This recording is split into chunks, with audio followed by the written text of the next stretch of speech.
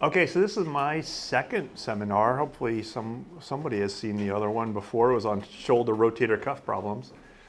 And when they asked me maybe 4 or 5 months ago to come up with another one, I was thinking about topics that I would want to learn about. And so some of this is going to be new information even for me, right? So my disclaimer is I'm not an expert in this. I've researched this stuff out of my own personal interests. And I found some interesting tidbits I think we could all benefit from hearing. Feel free to raise your hand anytime during the talk, by the way, because it's only maybe a half an hour, right? So I don't mind if you interrupt me. So, as the title says, I'm sort of trying to convey how we might use our lifestyle changes, exercise, diet, other things to sort of biohack. That's a sort of maybe a new word for some of you all, but sort of manipulate our lifespan. One of the things I think is interesting, and I want you to think of, if you know the answer to the 2 blank spaces, what lifespan really is in 2024. This is new data. It's gone down the last few years for various reasons. I mean, I think most people would say it's probably the opioid crisis that has sort of skewed the numbers a little bit, but you might be surprised by the numbers. And then a new word for some of you might be health span. Health span is that period of life that you spend what you call healthy, right? Not limited, capable of doing everything I want to do, not dealing with a lot of health crises. And then we're going to talk a little bit about what's the difference between our lifespan and then actually our shorter health span, right? So get your numbers in mind, males and females, because those will be on the next slide. Oh. So that's them. Wow. Yeah, what do you think? Just for the United States? That's the U.S. 2024, 15 years on that one. right? You're thinking, wow, I'm way ahead of the game. 10 years on that one. That's averages, obviously, and good. Whenever I see lifespan like that means a little bit confused sometimes. That means from birth to death, right? Yes. Doesn't mean from. I'm more interested in remaining lifespan. Yeah. Oh, the magic ball. You want me to know? I don't know. There is. It's hard to say that. There are graphs about that, right? Like if I am 75-year-old, if I'm 75, what's the chances of me making it to 90? What's the chances of me making it to 100? I don't have that in front to show you, but on average, life expectancy in the U.S. are those numbers, right? The difference between your life expectancy, a little different number on this graph, but close, right? And your health span is on average 9 years. 10 years is what you see mostly quoted, honestly. Is that last 10 years of your life, you use up most of your healthcare dollars, most of your encounters with medical professionals. And I pose the question, right? Is this ideal?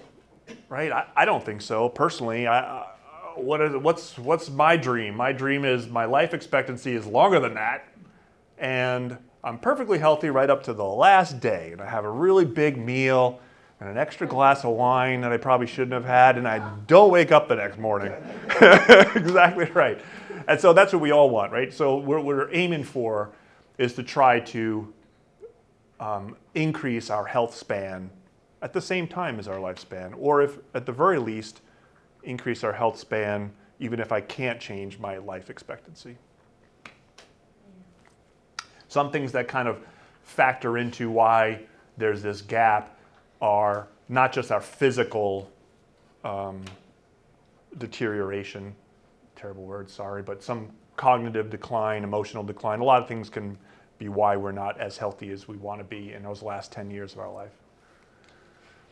So factors that influence longevity, some of these we will touch on, some of them are just put up for your knowledge, but lifestyle, that's what we're going to talk about mostly today. Obviously, the various diseases you've acquired along the way, like barnacles on a ship, we can't get rid of them sometimes. And our environment obviously factors in that you can find pockets in the United States that the life expectancy is much longer, and pockets that it's shorter. And that has a lot to do with various things like air quality, exposures to various chemicals and whatnot, socioeconomics. And then only about a third is considered our genetics, right?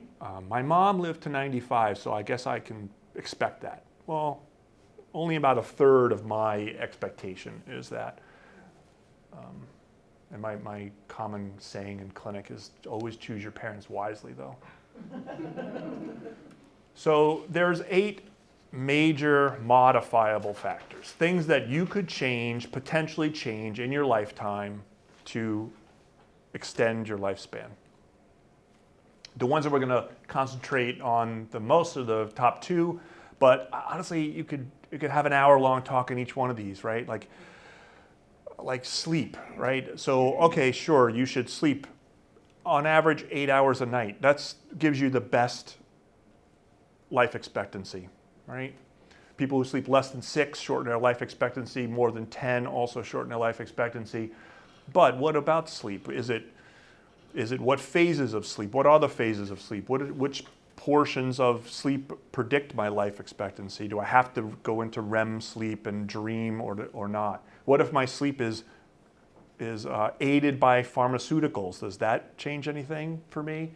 What if I have obstructive sleep apnea? What if my sleep was bad for first 50 years and then I figured out a way to make my sleep much better? Did I help myself if the last 20, 30 years my sleep was better? You could have a whole talk on just that one topic, I think. And maybe we should try to find a sleep physician to come do that. Some of the others, there's maybe a little less science involved in them. Opioids, it's interesting in that's probably why our life expectancy is lower than we think, because there's an awful lot of young folks who have perished because of drug use, and so that really lowers the numbers a lot. Then there's some others that are like not the big 8 that have been studied, right? Things like, what if you're married? What if you're single? What if you were married? What if you've been married 5 times? Does having a pet make you live longer, right? In the past, the traditional thinking was that married men live longer and unmarried women live longer. And there was some data that supported that for a long, long time. It's actually changed a little bit. It's changed because they feel like marriage isn't always what people are doing all the time. There's relationships you could have that you're not actually married, and does that act like the same as being married? Probably it does. Single men generally have the shortest life expectancy. That's still the case. It's gotten less short in the last, say, 5 years, but it's still the shortest. Pets do increase your life expectancy for a lot of reasons, right? You've got something to live for, someone to take care of if you're single, someone that you've got to exercise with, you've got to walk the dog, you've got to get out of the house, you have someone to talk to that doesn't talk back, right? When you look at the 8 factors, and if you controlled for these perfectly, if you were the perfect person, eat the Mediterranean diet, exercise every day, sleep my 8 hours, I live a low stress Zen lifestyle and do my yoga, haven't touched alcohol since I was in college, smoking, that's terrible, can't think about using pain medications, those are bad for me, and I have really strong social relationships, you increase your life expectancy by 24 years over someone who has all of these wrong. Now, that you think, well, that's not common. Oh, no, I see lots of people with all of those wrong all the time. Don't exercise at all. Their sleep is chronically terrible. They eat whatever is put in front of them, wherever they want to eat. They're constantly under stress, probably because of their family, so now the relationships are bad too. They drink too much. They're smoking cigarettes. They're taking pain medications chronically. And they're dissatisfied with their life, they're depressed. This is unfortunately a very common situation in medicine. 24 years, I thought that was pretty dramatic, right? Obviously we want to be the folks who control all those other things. let's spend a little time talking about exercise. So exercise, I'm going to have to go through a few definitions with you, but I think we all know what cardiovascular exercise is, right? Aerobics, right? If I get on the treadmill and walk, I go on my stationary bicycle and do some exercise for half an hour, that's aerobic training. I'm going to break that up and be a little more specific about that in a minute. And then resistance training is what we would call, weightlifting, right? Something where you're moving weight against gravity or against resistance from like a bands. Those bands physical therapists are fond of using, right? Resistance training. Both of those really turn out to be very important for independent reasons. But in general, if you look at any research study on exercise, you're going to find that it has a whole bunch of positive effects on blood sugar management, cardiovascular disease, obviously, right? You have a heart condition, you get sent to cardiac rehab. You have a lung condition, pulmonary rehab. What do they do there? They make you exercise. But they're directly connected. Your cardiovascular fitness is directly connected to your longevity and your health span. You make an increase there, and you can increase your lifespan. So a few definitions just to drive home this point. Cardiovascular training comes in multiple sort of layers of intensity. We're going to talk about 2 of them. Zone 2, which is that light exercise. I'm walking on the treadmill and I can chat with my friend next to me, talking about the debate, and we're walking on the treadmill. And we can do that for half an hour, right? We've got our heart rate up a little bit, we're not sweating, but we're chatting and exercising. That's light exercise, that's zone 2. That's considered the base for the foundation for all exercise. It's not too easy, it's actually just perfect. The key is, you got to do it for a good chunk of time. It used to be, got to exercise cardiovascular 3 times a week. Remember that back in the 70s?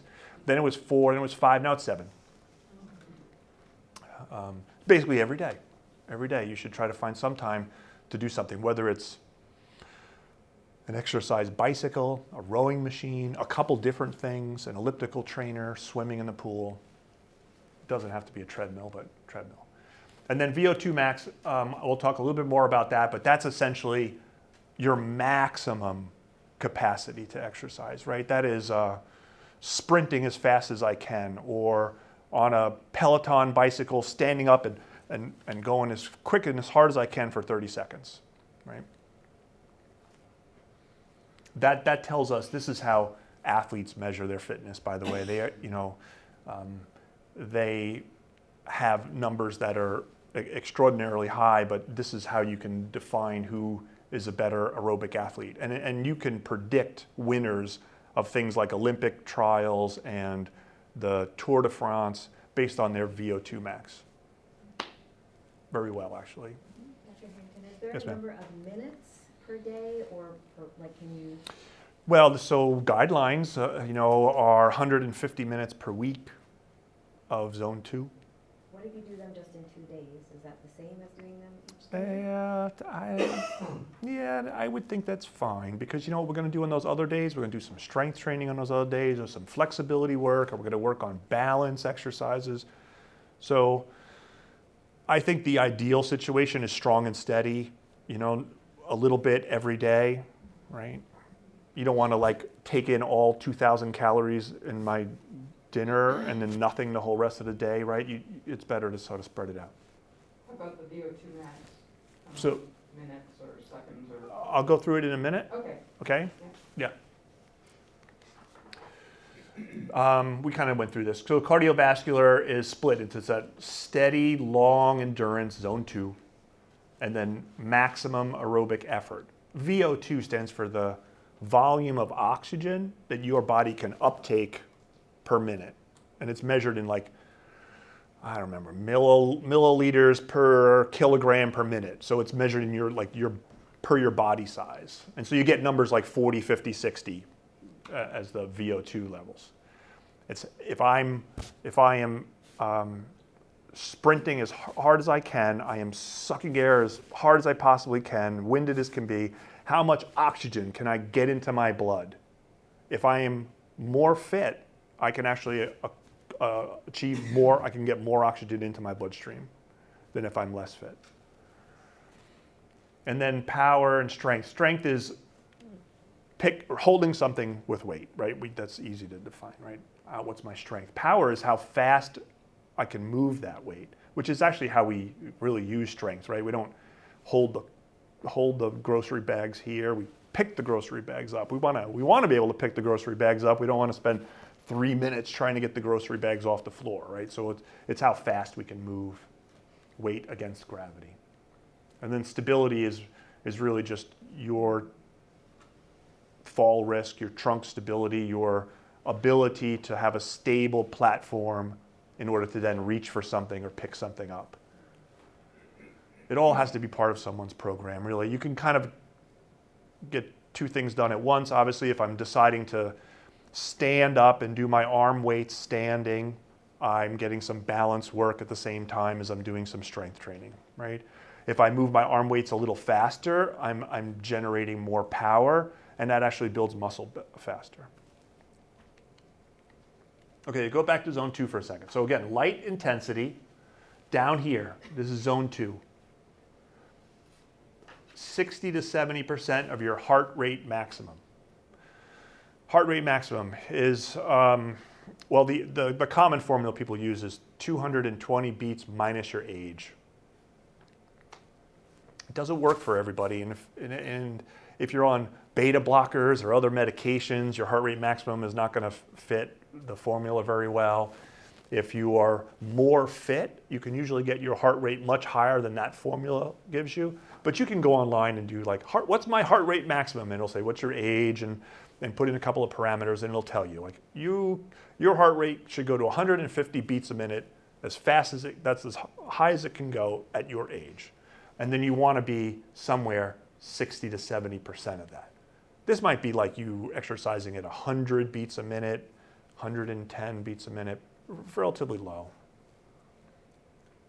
It's a type of exercise that allows you to still be able to talk, that you don't feel a burn, things aren't hurting all the time. You're making lactate, but you're burning it too. So you've got a steady state. I'm not building up lactic acid. We've heard that term. If I over-exercise, I get sore muscles because I built up lactic acid. In this case, you really don't ever build it up. You make it, and then you use it for energy, and you make it and use it for energy, and it's a steady state. So you got to be down here. There's a tendency to push it harder. You start exercising on a bicycle and you get good at it, so you go harder and harder, but you really don't have to. What you really should do is do your steady state zone 2 and then intermittently throw in rapid bouts of kind of trying to go really fast, right? Interval training. That's probably the best way to do it, rather than just slowly, gradually get a little bit faster each time. What happens is you generally, with this low level, where this is the area where you're using your mitochondria to create as much energy as you can using oxygen. If you train at that level, you literally rejuvenate your mitochondria. You keep them healthy and young. We tend to lose that if we don't. And 60 minutes, I put 60 minutes every other day. I'm trying to be conservative because I'm also going to tell you, you got to do some strength training too. And what days there's not enough days in a week. So if you did spinning really gently on a bicycle or a pedaler under your desk or in front of the TV, and you did that every other day, and then on the other days you did some of the other exercises, that would probably be perfect. If your intention is, I want to try to extend my health span. So VO2 max. VO2 max is my capacity to really excel, to push myself hard. And obviously, it's not as good as it was when I was 30, And so it declines fairly rapidly. 10% every decade after 30, 15% every decade after 50. But this number, whatever your number is, you can test that number, you can estimate that number. There's charts online to just find out what yours probably is just off of your resting heart rate. They make you just sit quietly and rest for half an hour, take your heart rate, put in a number, and it'll give you what your VO2 max likely is, right? I think I put that link in one of the slides, okay? The reason that's kind of interesting is that you can measure someone's ability to do normal day-to-day things based on their VO2 max. So for instance, if my number was 30, 30 is maybe the minimum necessary for me to climb a flight of stairs without being winded. And if I get below that, so I'm going to find that activity hard. And if I'm above that, I can do it quite easily, right? And you can find a whole host of activities. Gardening is this number, sexual intercourse is this number, walking across a parking lot is this number. You can pretty much predict someone's abilities and their disabilities based on what their VO2 max is. This is how you measure it for real. You have to be in a lab. They put a monitor on your mouth that collects all your exhaled air, and it measures how much oxygen is going into your lungs, and there's EKG involved and everything else, but you can actually estimate it pretty well off of just your resting heart rate and your age. Although I have a smartwatch, I don't know if anyone's got those, and if I go for a brisk walk, I can put that brisk walk data into a table on that link I have on the next slide, and I can estimate my VO2 even better because that's actually exercise and an exercise estimate rather than just off my resting heart rate. Oh, here's the link. If that link is in your paperwork. So any increase in VO2 at any age improves how long you live and how well you live, right? Your health span. And if you train VO2, if you do those slow spins on the bicycle, I'll just use bicycle as my example from now on, but slow spins on a bicycle, and then I intermittently add in some really rapid for 30 seconds and then relax and stop and go back to my resting heart rate again, go back to my zone 2 heart rate, like 100, right? And then when I'm comfortable, I do it again. If I'm just doing that as my routine, I can increase my VO2 by a good chunk, 10, 15% a year, which is a lot. And essentially that like gains you fitness age, right? Like you could look younger than you are, you could feel younger than you are, but what really matters is that are you more fit than your age? Because that helps us extend our health span. Most trainers will say, well, start with this zone 2. What if I'm at base 0? I don't exercise at all. How do I start?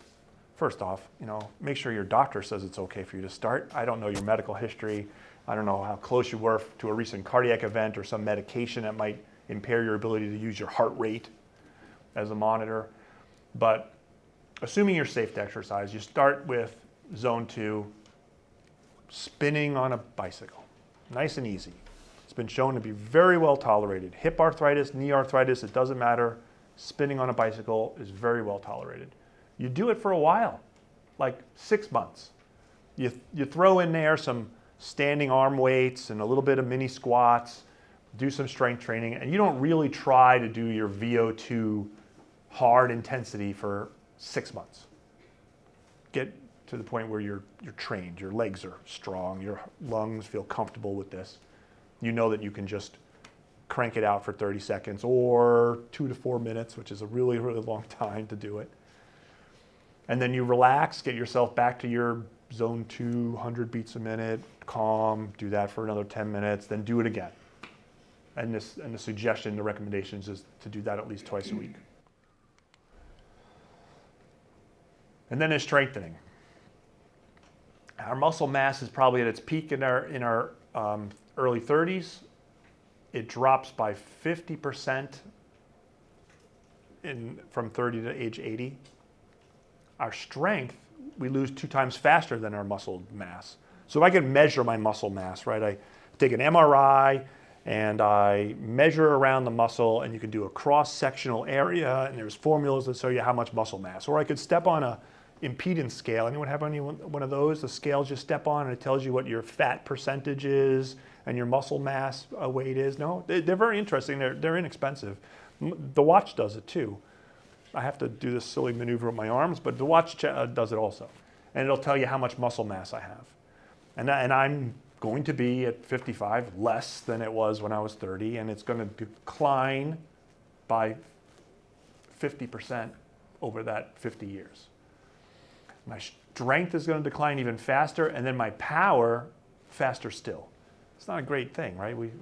I wish there was not those things. So how do I fix that? Well, I got to start strength training to prevent that from happening.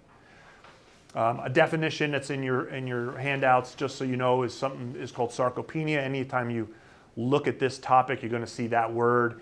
That's basically just your normal muscle loss of aging, and it is associated or caused by a lot of other things. Just having extra fat causes you to lose muscle faster. Being immobile, you lose muscle very, very quick. You get a pneumonia, you're in bed rest for a month. Oh boy, you're gonna lose a ton of muscle in a month. I mean, it could take you 5 to 8 times longer to recover from the period of time that you were immobilized. So it's not uncommon, right, to have a bad flu or whatever it might have been, pneumonia or injury, and then for you to say, boy, it took me a year to recover from that. Oh yeah, a year. Does that happen with age though? Like I find as I'm older, if I don't work out for a week or two, it feels like a month. Whereas when I was 30, Yeah. a week was like, it's okay. I can get right back into it. Yeah, so when you were 30, you weren't declining muscle at all. Oh, right. And then when you're not 30, you're already doing this. So if you stop, that's the direction it's going. So you notice it faster. Like, wow, it's only been 2 weeks. How did I get so weak?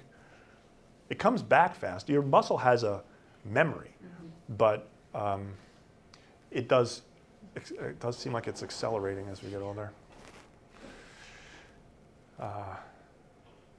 Other stuff, that autoimmune diseases for sure. Inadequate protein intake. So this is the recommended amount of protein. I would imagine if you counted your macros, you spent a couple days trying to figure out how much protein I eat by grams by just checking all the labels, you're going to be a lot less than 2 grams per kilogram of your body weight. That's a lot. I have a very hard time eating that much protein. But if you eat less than that, you not only have trouble building new muscle and getting stronger, but your body is going to use some of its muscle to just supply nutrients, right? If I don't get enough amino acids and proteins in my diet, well, I have a storage supply. It's the muscles of my thigh and my butt, my back, and it'll take from there. And obviously the one reason why we're trying to strength train and exercise more is we don't ever want to be frail. The definition of frail is interesting, and it really is more like a list of characteristics. So unintended weight loss, not because someone's got a disease or an illness that's going bad, but really they just are not motivated to eat, they're not eating enough calories, but they're not trying to lose weight. It's just happening anyway. That's never a good sign. Feeling exhausted or having low energy on a regular basis.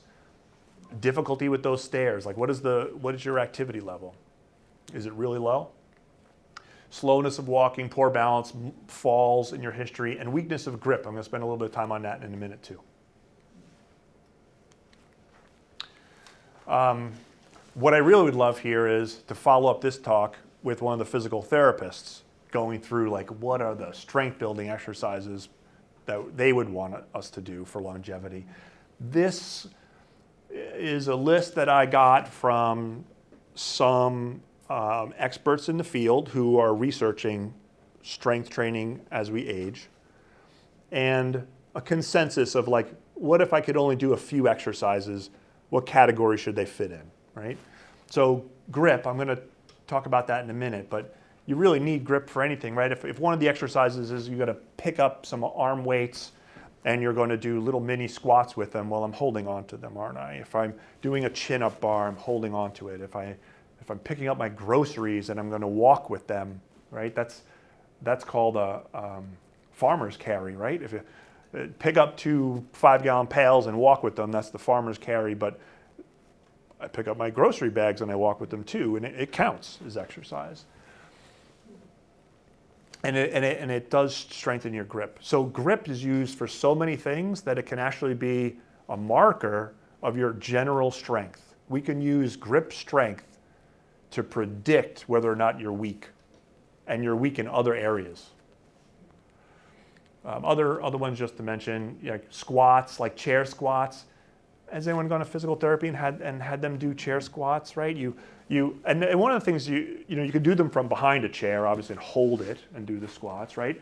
Or you can just lower yourself into your chair, and they like to lower yourself gently, right? You want to land soft, because the people certainly can lower themselves in their chair. But the idea is to lower yourself down in your chair without your arms and sit, and then get out of your chair without your arms and back up. And that's a very good exercise. Obviously, you can make the chair lower or higher, but it is an eccentric. That's a term that describes an exercise that is a lengthening of the muscle as it's contracting. So you're lowering weight. You're lowering your weight down. Very effective at building muscle, and it's functional, right? We need to get in and out of a chair. It's a good one.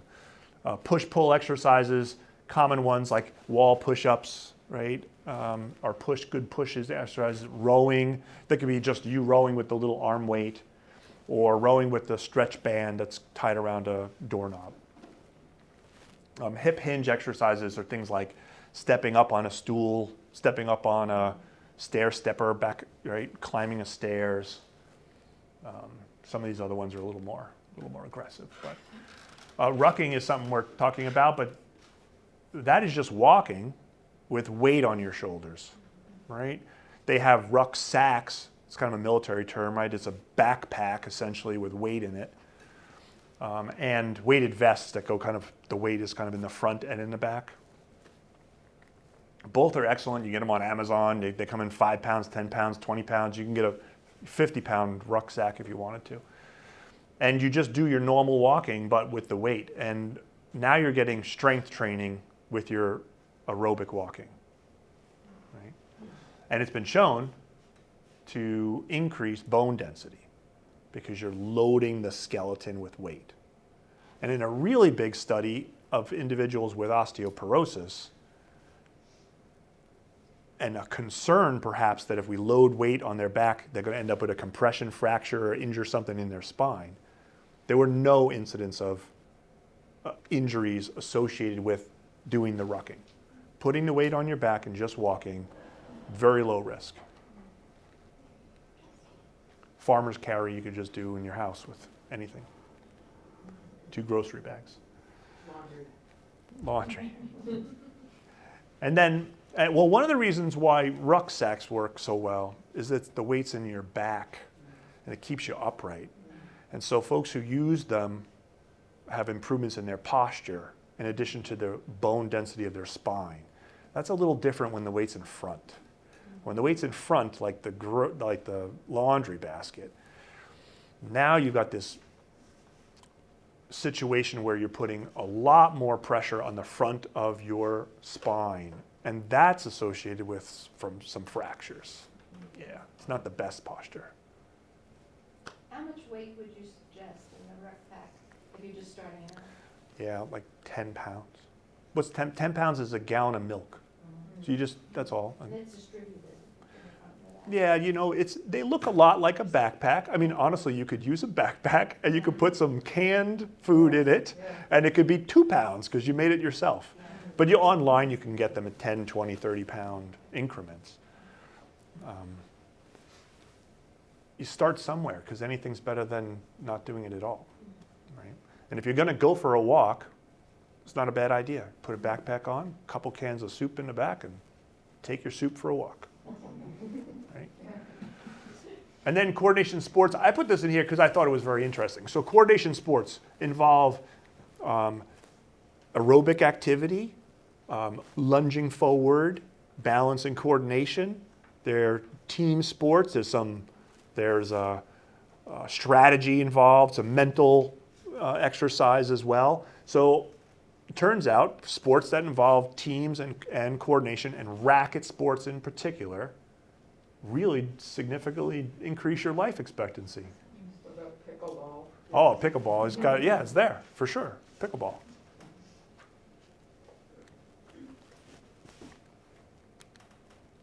All right, grip. Grip we talked a little bit about before, but it's a key indicator of your general strength. Your grip strength predicts overall strength, upper limb function, bone mineral density, risk of fractures, risk of falls, your nutritional status, cognitive impairment. People with very, very low grip strength often have dementia.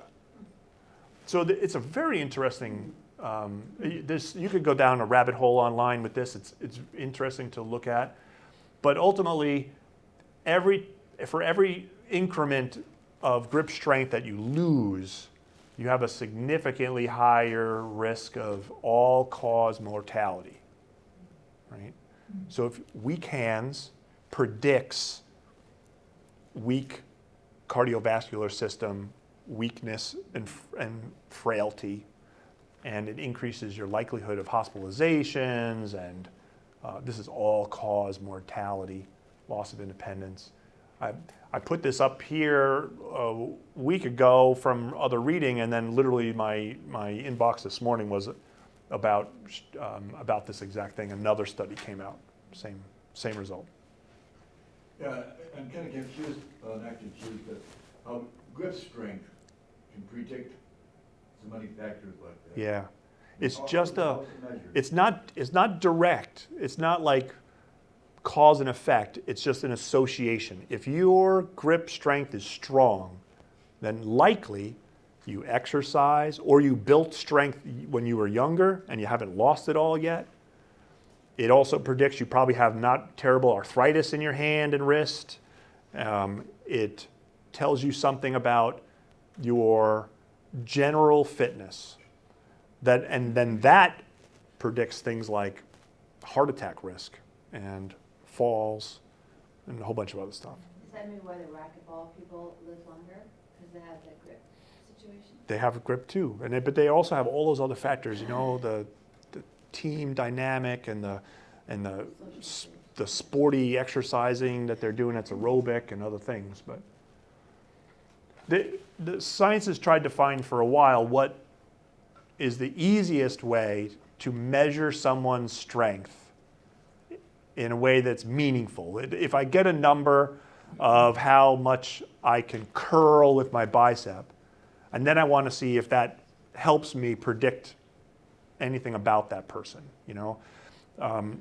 What they've found over many studies is that grip strength seems to be the easiest thing to measure and has the strongest correlation with a number of other factors in our, sort of health span journey. If you want to, do we have them? Yeah, Where? Oh. Well, if you want to, I'll distract you for a little bit. So you could check yours.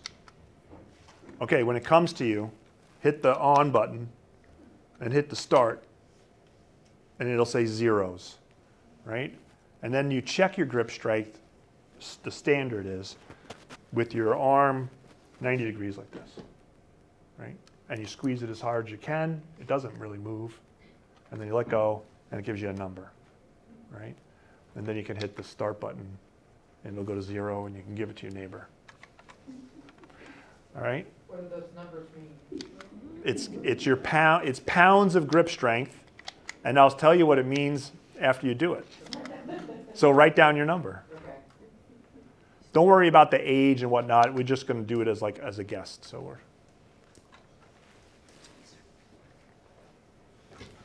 we'll get to that chart. The chart's actually in your handout. So, but when it comes to you, do it for sure. So here's the grip strength information, and it's in your handout. So this is for men. This is for women. They're basically saying this is the strongest of the people, and this is the weakest of the people. And then the graph on the top correlates like this color is the bottom line, and the blue is the top line. And so the idea is your strength degrades at a relatively steady rate through your lifetime. If you're high in your strength at age 30 and 40, it's going to take you a long time to get to this threshold where you're now disabled, where you're now unable to do things because I can't open a jar and I can't open the stuck door and I have a hard time picking things up because they slip out of my hands, right? And so if you started out in your 30s and 40s here, which would have been, this level of strength, then you're going to fall and you're going to be in your 50s having trouble opening jars and whatever else it might be. And if you started out higher, it takes longer to get there. That's the illustration. When you're dead, you have no grip strength, so that makes sense. Yeah, it makes not at all. Down here. Did you get it? I think the battery's low. Oh, well, hold on. Let me say something. Good. Oh. It keeps going back to, it goes to 0, 0, and then it goes blank. You're right. Let me just see if I can replace the battery. I mean, we have the fancy one, which is the one the physical therapists use. It's just a little harder. So the way this one works is there's a little pin here, and you bring it all the way down to 0, and then you squeeze it as hard as you can, and then you let go, and the pin tells you where you got to. It's a little harder to see. And the physical therapists use these. And if this is too tight for you and you want to make it a little more distance between, you can just go like that. Like that. I like it the other way. I'll put it on the tighter one. I'll put it on the ladies' size because there's more of you here. Okay, so when you look at this, it goes kilograms are on the top. It's like a speedometer. Kilograms are on the top, pounds are on the bottom. So that chart's in pounds. So when you squeeze it really hard, and it says 100 pounds, then I'm going to go over here, and I'm going to find 50-year-old me, 55-year-old me, and I'm 100. I'm fair. I can do better than that, but I was.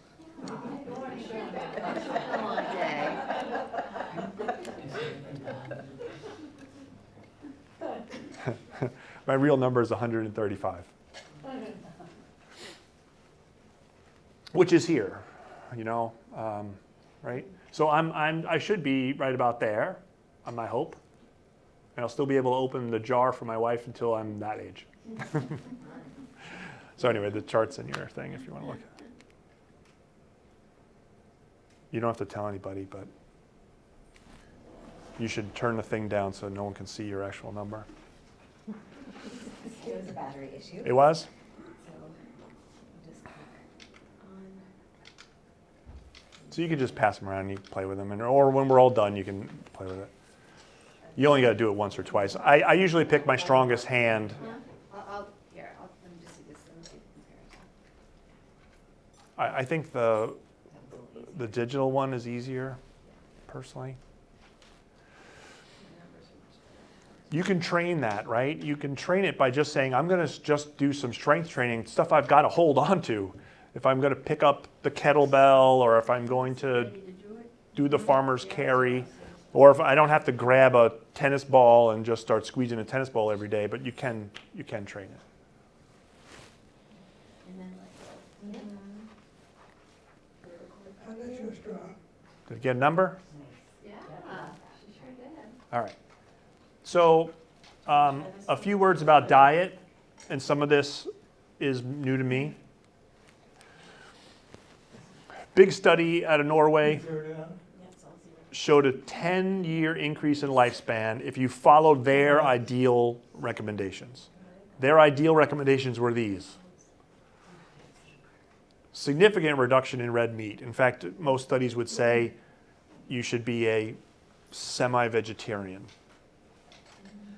Don't argue with me, all you red meat eaters. Processed foods, right? If they're whole foods, I know what it is. I look on a plate and I see spinach I see a baked potato and I see a steak. I know what they are. I can identify them. They're whole foods, right? But if I see, I don't know what, French fries from a bag from Costco and pizza pockets for my kids, or a peanut butter and jelly sandwich where everything came out of a jar or a bag, those are processed. Sugars for a lot of reasons. Obviously, it leads to potentially type 2 diabetes, but the newer literature seems to tell us that insulin resistance and elevated sugar in our brain is probably the cause for dementia.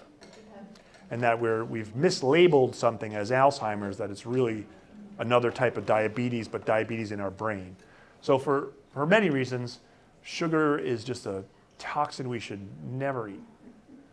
Refined grains are non-whole grains, right? So enriched grains are refined, but they add minerals and vitamins back to them. Whole grains are not on the list of bad things. And then eggs, this is their study. This is what they said over a long period of time. Eggs kind of like go through every 10 years. They're bad, they're good, they're bad. I'm allergic to eggs, so for me it's easy. No eggs. Legumes are nuts, and not nuts, beans. So greens, beans, nuts, fish, fruit, vegetables. That makes sense. Well, you kind of know that. And where do they get a lot of that from? These blue zones, right? We know about, have heard about blue zones, right? Here's interesting for me. I didn't realize we had one in the U.S. because I thought we were all unhealthy. But there is a blue zone in the U.S. And this is the common characteristics of blue zones. They have strong family connections. Older folks live with younger folks. There's a lot of interactions from a family standpoint. That's probably because of the social, emotional connection and stability there. There's very little smoking, if at all. They are 90% vegetarian in blue zones. They eat a lot of beans. They almost always are walking. They have a meal, they go for a walk. They want to go to the corner market, they walk there, right? It's not necessarily a U.S. thing to do, right? But it is in most blue zones in the world. And these are the places where they have the longest lifespan in the world, right? Live over 100, right? And then they got strong social networks. Oops. No, I cheated and showed you the end. Only 2 more slides. And then I just want to talk a little bit about this because you could have a whole talk on this, and this is sort of new information for me. But omega-3, we've heard of some of this stuff, right? Curcumin, or turmeric. Resveratrol is that good stuff that's in wine. Green tea, right? Some of this stuff we sort of know has gotten press for being healthy. I think I wanted to point out that a lot of it is coming from vegetarian foods, you know? Nowhere in here did I put steak. So I'm not saying go out and get, glutathione supplements and start pounding them, but maybe add more asparagus, okra, and fish in your diet because this guy's considered sort of the master antioxidant. Has lots of fingers in lots of different processes in your body. They used to say a glass of red wine was good for you. Yeah. Now I read that any amount of alcohol is no good for you. Yeah, you're right. And so the no alcohol is good for you is a recent data from a huge study, a meta-analysis. Take all the studies done and put them all together. And as it turns out, there's no health benefit to alcohol. Now, red wine has other chemicals in it that come from the grapes. And so non-alcoholic red wine is probably a good, right? Probably good. I mean, I take, for what it's worth, I take resveratrol in a vitamin because I don't drink wine. But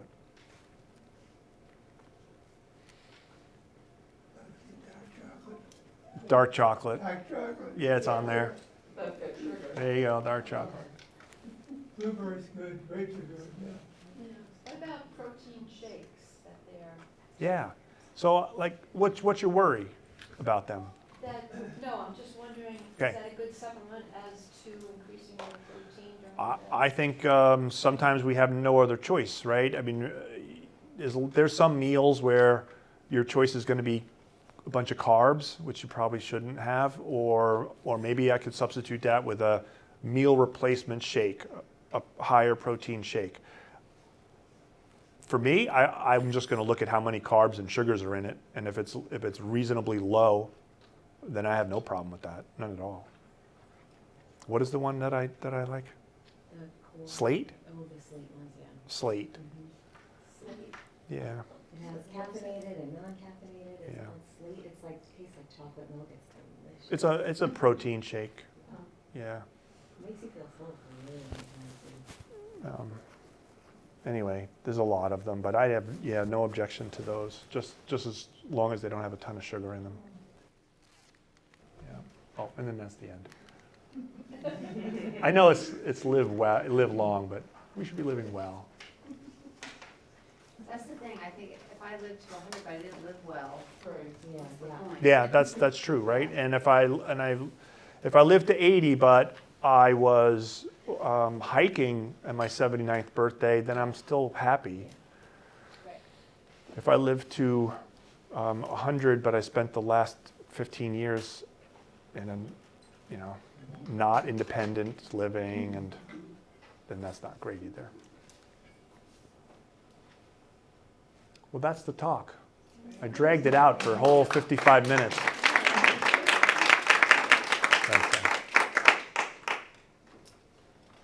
What can I answer for you? What about the keto diet? Oh, the keto diet. What's the purpose of the keto diet? Well, they don't eat, just speaking for someone else. Yeah. They don't, I don't adhere to it, Yeah, but they don't eat carbs. They eat like Yes. eggs and a lot of protein. right. Protein and fat. And they restrict so much that they go into ketosis. They change their metabolism so much that they've created a situation that's fairly artificial inside of our body. And how does it work? Yes, that's the purpose. So it works really well. Sort of starving myself, right? It's not healthy. So ketosis works, and you get to eat steak and lots of oils and fats, and you feel full, and you can drop weight. But in the long run, it's probably not going to make you live to 100 in any of those blue zones, that's for sure. And my feeling is that it's really just, like you're just one, bread meal away from the McDonald's diet. Like my hamburger with the cheese on it is keto. Yes. And if I stick bread on it, now I'm eating Burger King. And that is not good. Right? So it's so easy to slip up, right? I'm on keto, and then I'm falling off the wagon, and now I'm eating crap. Yes. So I don't know if it's a good idea unless you're really trying very hard to lose weight in a short period of time. And so it's high protein. You generally don't lose a lot of muscle when you're trying to weight loss on keto.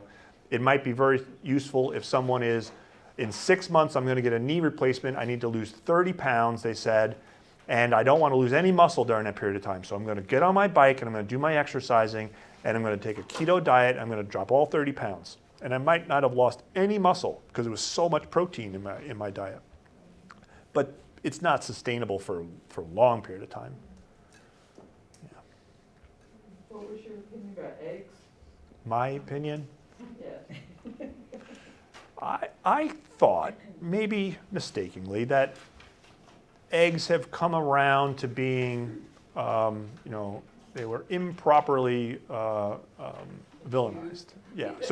So I feel that there's a lot of benefits to eggs. There's good fats in eggs. There's a lot of protein in the egg white. There's a bunch of nutrients because it's really meant to be like an all-in-one food source for an embryo. Yeah. There's a cholesterol in eggs. It's debated whether or not that cholesterol really does make a difference in your cholesterol. But those studies that looked at longevity all had low egg diets. Yeah. So there's that. Reading about eggs, I found pretty the amount of marketing baloney of this organic, free range, cage free, Yeah. and they all have meanings that you can't even count at. Yeah, I know. That's marketing, I think. You could just get an egg allergy. You don't have to worry about it.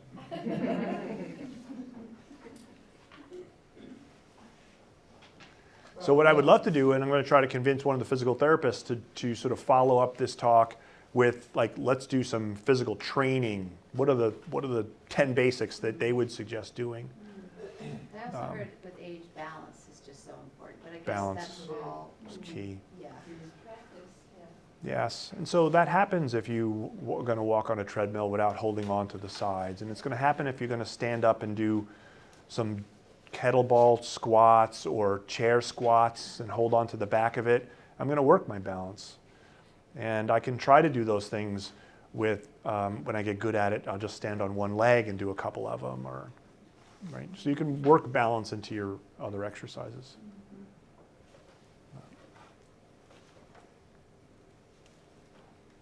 Well, I was reading that sitting, long periods of sitting every day it's like the new smoking. Yeah. Clinical Yeah. studies have proven that shortens lifespan. Yeah, you're absolutely right. In fact, it's worse than that. 8 hours of sitting a day has such a detrimental effect on your cardiovascular system that you can't exercise your way out of that. No, literally the headline, no amount of exercise can reverse 8 hours of sitting. I asked that, whether that was possible. Yeah. It doesn't work. No. So a lot of us in healthcare have standing desks that we use part of the day. I have a walking platform under mine.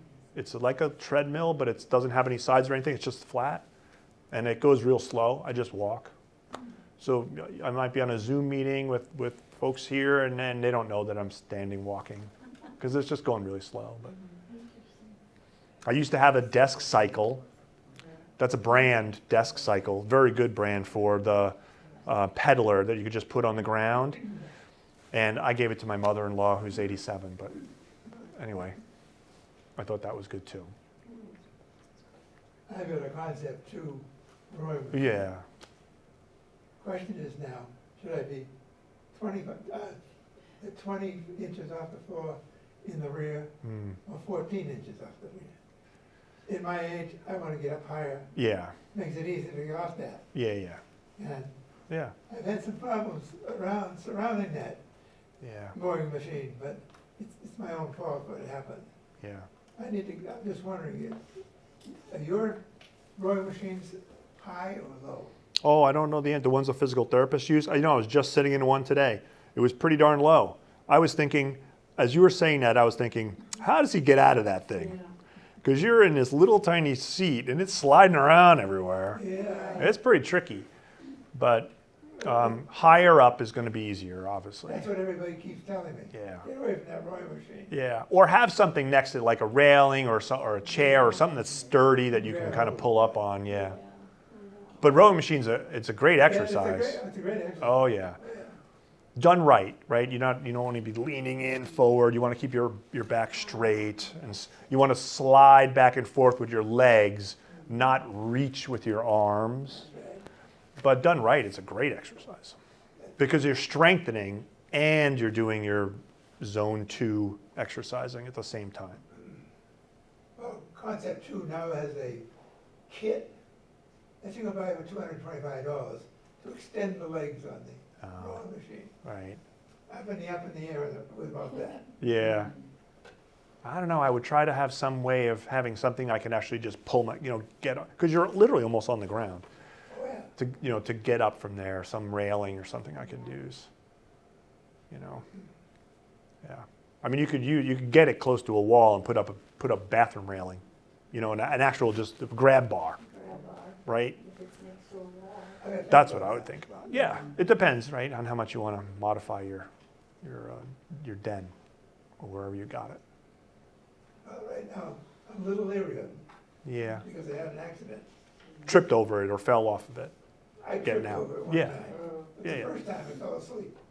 Well, While you were rowing?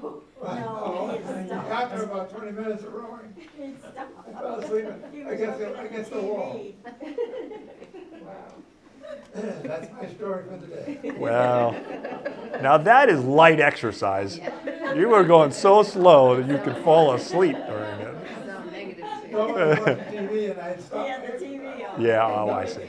I see. Yes. Very good.